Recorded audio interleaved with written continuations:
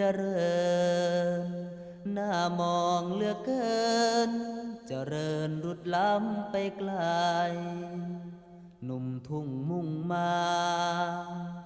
จากนาวัวควาย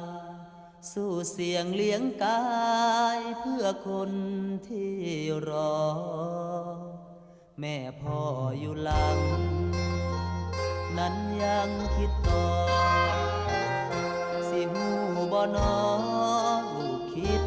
ฮอดแห่คิดฮอดบ้านเฮาป่าเขาทุ่งแลง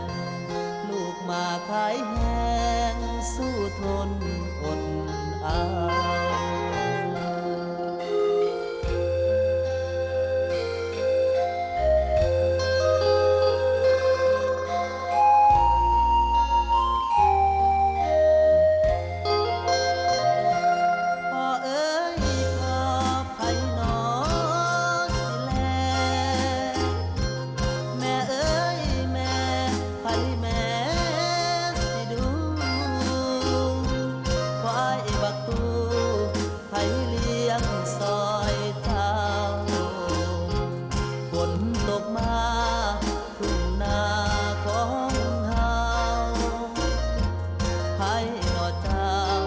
เขาสิ